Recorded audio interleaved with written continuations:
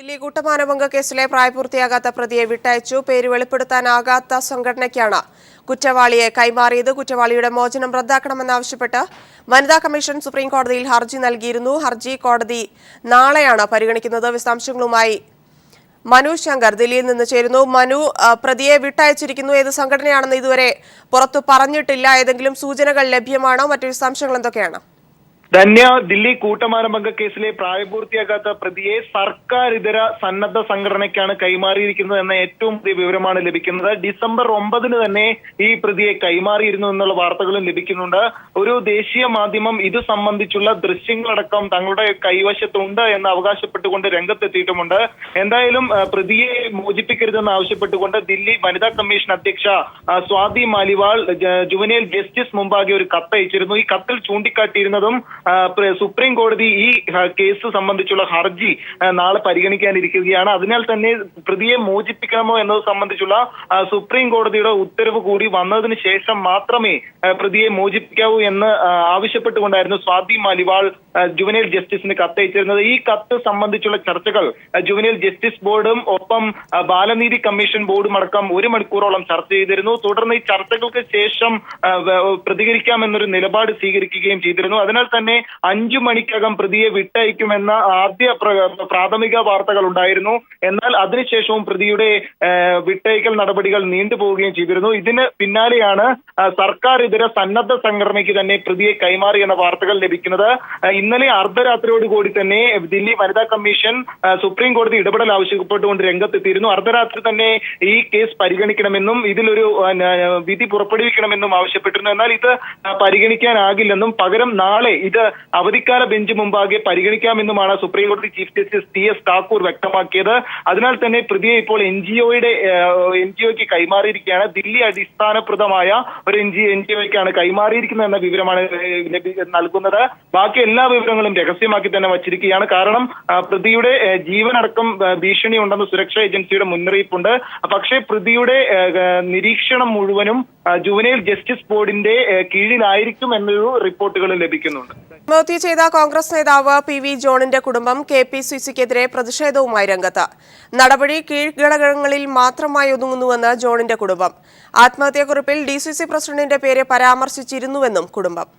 KPCCയുടെ കമ്മീഷനിൽ എനിക്ക് അസംതൃപ്തിയുണ്ട്. കാരണം എന്താ വെച്ചാൽ ചാച്ചൻ കത്തി പറഞ്ഞ 4 പേരുടെ നടപടി എടുത്തിട്ടില്ല. എന്തുകൊണ്ട് DCC ജനറൽ പ്രസിഡന്റിന്റെ പേര് നടപടി എടുത്തില്ല? അതുപോലെ തന്നെ PK രാജമാഷിന്റെ പേരിൽ എന്ത് നടപടി എടുത്തു? എന്തുകൊണ്ട് നടപടി എടുത്തു? കത്തിൽ പറഞ്ഞ 4 പേരെ നടപടി എടുക്കണം നമ്മൾ ഇതുവരെ ആവശ്യപ്പെട്ടിട്ടില്ല, നടപടി എടുത്തിട്ടില്ല. എന്തുകൊണ്ട് എടുത്തിട്ടില്ല അവർ? അപ്പോൾ ഒത്തുകളിച്ചു കൊണ്ടാണെന്ന് എനിക്ക് മനസ്സിലാക്കുന്നത്. ഞാനിത് അന്വേഷണ വിധമായി സ്വകാര്യ അന്യായം കേസ് ഫയൽ ചെയ്യും. പിന്നെ എന്താ വെച്ചാൽ ഇത് ഒരു ഗ്രൂപ്പിൻ്റെ ഒരു കളിയാണെന്ന് എനിക്ക് മനസ്സിലാക്കുന്നുണ്ട്.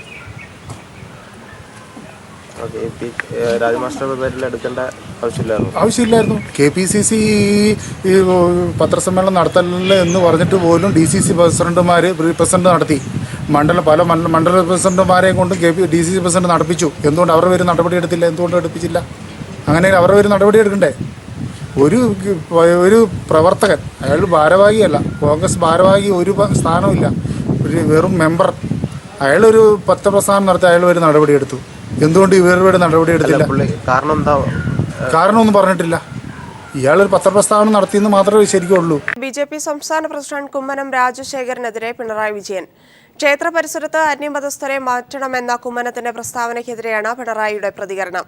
കുമ്മനത്തിന്റെ പ്രസ്താവന തീവ്ര ഹിന്ദുത്വ അജണ്ടയുടെ പ്രഖ്യാപനമാണെന്നും കേരളത്തിന്റെ പാരമ്പര്യം തകർക്കാനാണ് RSS ശ്രമമെന്നും പിണറായി. ആരാധനാലയത്തിന് പുറത്തുള്ളവരെ മതം തിരിച്ചു വിലക്കുന്നത് അംഗീകരിക്കാനാകില്ലെന്നും പിണറായി വിജയൻ ഫേസ്ബുക്ക് പോസ്റ്റിലൂടെ പ്രതികരിച്ചു. ജില്ലാ കമ്മിറ്റികളുടെ പുനഃസംഘടനയെ ചൊല്ലി കോൺഗ്രസിൽ വ്യാപക തർക്കം. മിക്ക ജില്ലകളിലും ജംബോ കമ്മിറ്റികളാണ് രൂപീകരിച്ചത്. തിരുവനന്തപുരത്ത് തദ്ദേശ തെരഞ്ഞെടുപ്പിൽ ചിഹ്നം മോഷ്ടിച്ചയാളും പട്ടികയിലുണ്ട്. പെട്രോൾ വില കുറയ്ക്കണമെന്നാവശ്യപ്പെട്ട് കൈരളി TV നടത്തുന്ന വാർത്താ ക്യാമ്പയിന് മികച്ച ജനപിന്തുണ. കൈരളി ക്യാമ്പയിൻ ഐക്യദാർഢ്യം പ്രഖ്യാപിച്ച് 300ഓളം യുവാക്കളുടെ ബൈക്ക് റാലി. ബൈക്ക് റൈഡേഴ്സ് ക്ലബ്ബായ സ്ട്രോക്കേഴ്സ് മലബാറാണ് കൈരളി ക്യാമ്പയിനെ പിന്തുണച്ച് നിലമ്പൂർ മുതൽ തലശ്ശേരി വരെ റാലി സംഘടിപ്പിച്ചത്. അന്താരാഷ്ട്ര വിപണിയിൽ ക്രൂഡ് ഓയിൽ വില കുത്തനെ ഇടിയുമ്പോഴും രാജ്യത്തെ ആഭ്യന്തര വിപണിയിൽ പെട്രോൾ വില കുറയാത്ത സാഹചര്യത്തിലാണ് കൈരളി TV ഇന്ധനവില കുറയ്ക്കണമെന്ന ആവശ്യമുയർത്തി #വാർത്താ ക്യാമ്പയിൻ ആരംഭിച്ചത്. മികച്ച പിന്തുണയാണ് സമൂഹത്തിലും സോഷ്യൽ മീഡിയകളിലും കൈരളിയുടെ വാർത്താ ക്യാമ്പയിന് ലഭിക്കുന്നത്. സാമൂഹിക പ്രതിബദ്ധത ഉയർത്തിപ്പിടിക്കുന്ന കൈരളി ടിവിയുടെ പുതിയ ഉദ്യമത്തിന് ഐക്യദാർഢ്യം പ്രഖ്യാപിച്ച് 300ഓളം യുവാക്കൾ ബൈക്ക് റാലി നടത്തി. മലബാർ ആസ്ഥാനമായി പ്രവർത്തിക്കുന്ന ബൈക്ക് റൈഡേഴ്സ് ക്ലബ്ബ് സ്റ്റോക്കേഴ്സിലെ അംഗങ്ങളാണ് കൈരളി ടിവിയെ പിന്തുണച്ച് പെട്രോൾ വില കുറയ്ക്കണമെന്നാവശ്യപ്പെട്ട് ബൈക്ക് റാലി സംഘടിപ്പിച്ചത്. സ്റ്റോക്കേഴ്സ് മലബാർ ഹെഡ് പൃഥുൽ. ഞങ്ങൾ കൈരളി ചാനലിൻ്റെ ഒരു ക്യാമ്പയിൻ കണ്ടിട്ടാണ് ഈ ഒരു പരിപാടിക്ക് ഞങ്ങൾ തുടക്കട്ടത്. അതിൽ നിന്ന് ഞങ്ങൾക്ക് മെയിനായിട്ടുള്ള ഉദ്ദേശം എന്ന് പറഞ്ഞാൽ പെട്രോളിൽ ഇതുവരെ വരാത്ത വില വ്യത്യാസം അത് ജനങ്ങൾക്കിടയിൽ എത്തിക്കുക എന്നുള്ള ഒരു പ്രചരണത്തിന് വേണ്ടിയാണ് ഞങ്ങൾ ഈ പരിപാടി സംഘടിപ്പിക്കുന്നത്. അതിന് ജനങ്ങളുടെ എല്ലാ സപ്പോർട്ടും ഞങ്ങൾ പ്രതീക്ഷിക്കുന്നു. നിലമ്പൂരിൽ നിന്നാരംഭിച്ച റാലി 170 കിലോമീറ്റർ പിന്നിട്ട് തലശ്ശേരിയിൽ സമാപിക്കും. സ്റ്റോക്കേഴ്സ് ക്ലബ്ബ് സമാഹരിച്ച ധനസഹായം തലശ്ശേരി സ്വദേശിയായ വിദ്യാർത്ഥിനിയുടെ ചികിത്സാ ഫണ്ടിലേക്ക് നൽകാനും കൂടിയാണ് bike rally. News bureau, Kozhikode. ഇന്ധനവില കുറയ്ക്കണമെന്നാവശ്യപ്പെട്ടുള്ള പീപ്പിൾ ക്യാമ്പയിന് മികച്ച പ്രതികരണമാണ് ജനങ്ങളിൽ നിന്ന് ഉണ്ടായത്. രാജ്യാന്തര വിപണിയിൽ കഴിഞ്ഞ 10 വർഷത്തെ ഏറ്റവും കുറഞ്ഞ നിരക്കാണ് ക്രൂഡ് ഓയിലിന്. കഴിഞ്ഞ വർഷം $115 ആയിരുന്ന ക്രൂഡ് ഓയിലിന്റെ വില 38ലേക്ക് കൂപ്പുകുത്തി. രാജ്യത്ത് പെട്രോൾ വില കുറയുന്നില്ല. ജനങ്ങളുടെ അഭിപ്രായത്തിലേക്ക് കഴിഞ്ഞ വർഷം എത്ര തവണയൊക്കെ പെട്രോളിന്റെ വില കൂടിയിട്ടുണ്ടാകും? 2-3 തവണയായിട്ട് പെട്രോൾ വില വളരെ കൂടിയിട്ടുണ്ട്. പക്ഷെ അതിലിപ്പം ഒരു തുച്ഛമായ പൈസ മാത്രമാണ് ഇപ്പം കുറഞ്ഞിട്ടുള്ളത്. പക്ഷേ നമ്മളെ വരുമാനം അനുസരിച്ച് നമുക്ക് ഒരു ഡെയിലി 150 രൂപ പെട്രോൾ നമുക്ക് യൂസ് ചെയ്യേണ്ടി വരുന്നുണ്ട്. അതല്ല താങ്ങാൻ പറ്റുന്നില്ല. അത് ഇപ്പോഴത്തെ വില അനുസരിച്ച് ഡീസലിൻ്റെയും പെട്രോളിൻ്റെയും വിലയും നേരെ പകുതി ആവേണ്ടതാണ്. ഈ ക്രൂഡ് ഓയിലിൻ്റെ വില കുറഞ്ഞതിൻ്റെ ഭാഗമായി ഇവിടെ ഇന്ത്യയിൽ ഈ ഇപ്പോൾ കൊടുത്തുകൊണ്ടിരിക്കുന്നതിൻ്റെ പകുതി പൈസയേ ആവാൻ പാടുള്ളൂ. അവരിപ്പോൾ ആ ഒരു ഇത് വെച്ച് അവർ പൈസ ഇങ്ങനെ മുതലാളിമാർക്ക് കൊടുത്തുകൊണ്ടിരിക്കും. വലിയൊരു ഭാഗം പോകുന്നുണ്ട്. എന്നാൽ കൂലിവേലക്കാർക്ക് ഇപ്പോൾ ശമ്പളം പൊതുവെ കുറവാണ്, പണിയുമില്ല. ഡെയിലി വണ്ടിക്ക് തന്നെ 100 രൂപ കൊണ്ട് വേണം പമ്പിൽ കയറണമെങ്കിൽ പെട്രോൾ അടിക്കാൻ. ഇലക്ഷൻ്റെ സമയത്ത് വലിയ വാഗ്ദാനങ്ങൾ അവർ പറയാറുണ്ട്. പക്ഷേ കാര്യങ്ങളോട് എടുക്കുമ്പോൾ ആരും ഒന്നും ചെയ്യാറില്ല.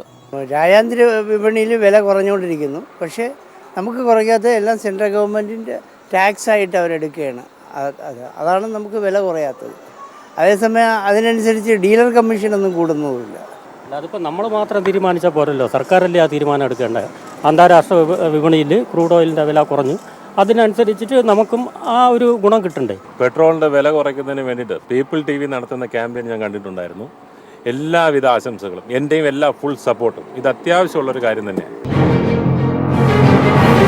ഫാസിസത്തിനെതിരെ ഒന്നിക്കുക എന്ന സന്ദേശമുയർത്തി കൊച്ചിയിൽ മനുഷ്യ സംഗമം. നേതാക്കളും കലാകാരന്മാരും സാമൂഹ്യ പ്രവർത്തകരും ഉൾപ്പെടെ 100 കണക്കിന് ആളുകൾ മനുഷ്യ സംഗമത്തിൽ ഒത്തുചേരുന്ന വിശദാംശങ്ങളുമായി ഡാനി കൊച്ചിയിൽ നിന്ന് ഉമേഷ് ചേരുന്നു. ഉമേഷ്, മനുഷ്യ സംഗമം എങ്ങനെ പുരോഗമിക്കുന്നു? വിശദാംശങ്ങൾ. ധന്യ, ഫാസിസത്തിനെതിരെ മനുഷ്യ സംഗമം അതിൻ്റെ അവസാന ഘട്ടത്തിലേക്ക് കടക്കുന്നു. അല്പസമയം മുമ്പ് എല്ലാവരും ആടണ് എന്ന ഒരു പരിപാടിയാണ് നടന്നത്. ഇത് ഫാസിസത്തിനെതിരെ ഒരു നൃത്തച്ചുവടുകൾ വെച്ചുകൊണ്ട് റിമാ കല്ലിങ്ങളുടെ നേതൃത്വത്തിൽ നിരവധി പേർ നൃത്തച്ചുവടുകൾ വെച്ചുകൊണ്ടുള്ള ഒരു പ്രതിഷേധ പരിപാടിയായിരുന്നു. റിമാ കല്ലികളിനെ കൂടാതെ സംസ്ഥാനത്തിൻ്റെ വിവിധ ഭാഗങ്ങളിൽ നിന്ന് നിരവധി പേരാണ് എല്ലാവരും ആടണ് എന്ന ഈ പ്രതിരോധ പരിപാടിയിൽ പങ്കെടുത്തത്. നേരത്തെ റിമാ കല്ലിങ്കൽ തന്നെ നൃത്തച്ചുവടുകൾ ചിട്ടപ്പെടുത്തി യൂട്യൂബിലിടുകയും ഇത് കണ്ട് പഠിച്ച് നിരവധി ദിവസങ്ങളായി റിഹേഴ്സൽ ചെയ്താണ് ഇന്ന് ഇത്തരത്തിലൊരു വേറിട്ട പ്രതിഷേധ പരിപാടി നടന്നത്. അത് ഈ മനുഷ്യ സംഗമത്തിൻ്റെ ഒരു ഇനം മാത്രമായിരുന്നു. രാവിലെ മുതൽ തന്നെ നിരവധി പ്രതിഷേധ പരിപാടികൾ, സാംസ്കാരിക പരിപാടികൾ നടക്കുന്നുണ്ടായിരുന്നു.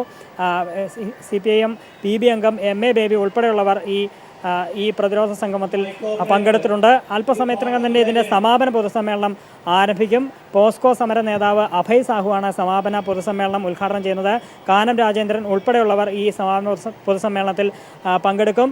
കഴിഞ്ഞ ദിവസങ്ങളിൽ തന്നെ ഈ മനുഷ്യ മഹാസംഗമത്തിൻ്റെ വിളംബരം അറിയിച്ചുകൊണ്ട് ഒരു ഫ്രീഡം വാക്ക് നടക്കുകയുണ്ടായി. ഇന്ന് രാവിലെ മുതൽ തന്നെ വിവിധ പരിപാടികളാണ് നടന്നത്. വിവിധ സാംസ്കാരിക പരിപാടികൾ, കലാപരിപാടികൾ എല്ലാം തന്നെ വിവിധ സമയങ്ങളിലായി ഉണ്ടായിരുന്നു. ഇപ്പോൾ അല്പസമയത്തിനകം തന്നെ സമാപന പൊതുസമ്മേളനം ആരംഭിക്കും. അതിനുശേഷം ഷഹബാസ് അമൻ്റെ ഗസലോടുകൂടി ഈ മനുഷ്യ മഹാസംഗമം അവസാനിക്കും. ധന്യ. ഉമേഷാണ് വിശദാംശങ്ങൾ നൽകിയത്. മുല്ലപ്പെരിയാർ അണക്കെട്ടിലെ ജലനിരപ്പ് 141.8 അടിയിലെത്തി. ഇതോടെ അരയടി വീതം തുറന്ന 4 ഷട്ടറുകളിൽ 2 എണ്ണം തമിഴ്നാട് ഒരടി വീതം ആക്കി ഉയർത്തി. നേരത്തെ സെക്കൻഡിൽ 800 ഘനയടി ജലമാണ് ഇടുക്കി അണക്കെട്ടിലേക്ക് ഒഴുകിയെത്തിയിരുന്നതെങ്കിൽ ഇപ്പോൾ 1200 ഘനയടിയാണ് വർദ്ധിച്ചത്. പെരിയാർ വനമേഖലയിൽ മഴ തുടരുന്നതിനാൽ നീരൊഴുക്ക് വർദ്ധിച്ചിട്ടുണ്ട്. ജലനിരപ്പ് ഇനിയും ഉയർന്നാൽ കൂടുതൽ ഷട്ടറുകൾ തുറക്കാൻ സാധ്യതയുണ്ടെന്നും അതിനാൽ പെരിയാർ തീരത്തുള്ളവർ ജാഗ്രത പുലർത്തണമെന്നും ഇടുക്കി ജില്ലാ കളക്ടർ വി രതീശൻ മുന്നറിയിപ്പ് നൽകി. പൂർവാചാരപ്രകാരം മണർക്കാട് സംഘം ശബരിമലയിലെത്തി അയ്യപ്പ സന്നിധിയിൽ പണക്കിഴി സമർപ്പിച്ചു.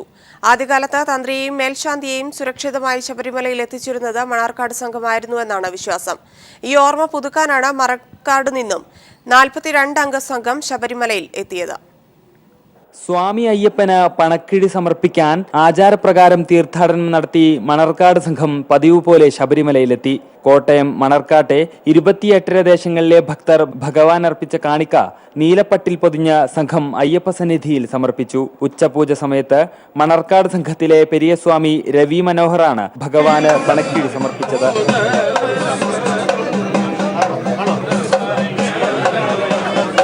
ആദ്യകാലത്ത് തന്ത്രിയെയും മേൽശാന്തിയെയും ശബരിമലയിലേക്ക് സുരക്ഷിതമായി എത്തിച്ചിരുന്നത് മണർക്കാട് നിന്നുള്ള സംഘങ്ങളായിരുന്നുവെന്നാണ് വിശ്വാസം.